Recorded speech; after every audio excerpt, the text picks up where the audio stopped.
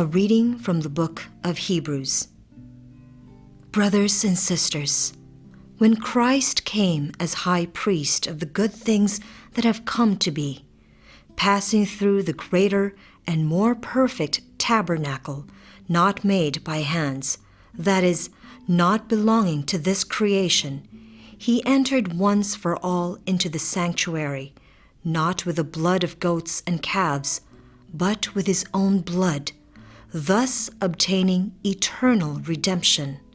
For if the blood of goats and bulls and the sprinkling of a heifer's ashes can sanctify those who are defiled, so that their flesh is cleansed, how much more will the blood of Christ, who through the eternal Spirit offered himself unblemished to God, cleanse our consciences from dead works to worship the living God. For this reason, he is mediator of a new covenant, since a death has taken place for deliverance from transgressions under the first covenant. Those who are called may receive the promised eternal inheritance. The word of the Lord. Our second reading on this solemnity of the body and blood of Christ is taken from the letter to the Hebrews.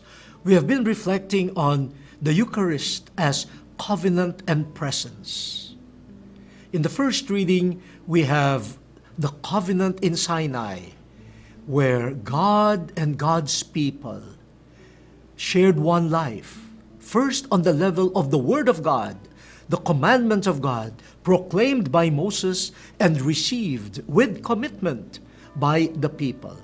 Then the Holocaust and peace offering, the blood of young bulls, first splashed on the altar symbolizing God and sprinkled on the people. The covenant, they will be present to one another. They will share one life, one destiny. Beautiful. But we know how the people Israel so easily forgot their share of the covenant. Remember that episode?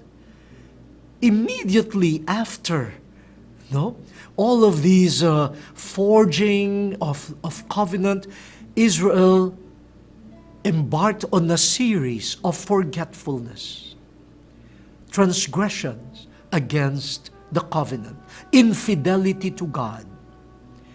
And infidelity to the covenant is tantamount to saying, you do not exist anymore. You are not present to me anymore. I have forgotten you. Instead of presence, covenant as presence, you are absent. I ignore you. And so the covenant does not hold anymore. The prophets of old called Israel back to the covenant, remembering, they should remember that God is part of their lives and they should recommit to Him.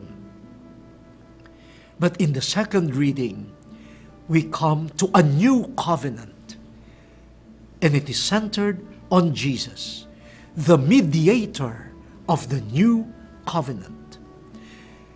But when Jesus entered the tabernacle, not made of human hands, but the heavenly tabernacle after his death and resurrection, we are told that this is a new covenant because Jesus does not bring to the sanctuary the blood of goats or bulls or calves.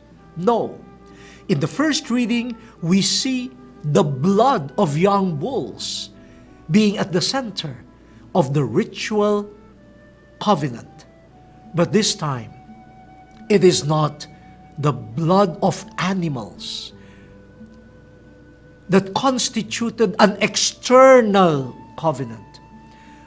We now have Jesus, His own blood. We now have an internal covenant. For it is coming from the heart of someone who loves and who decides to offer his life, who brought His blood, His life, to the Father as an offering for sinners. This is a new level.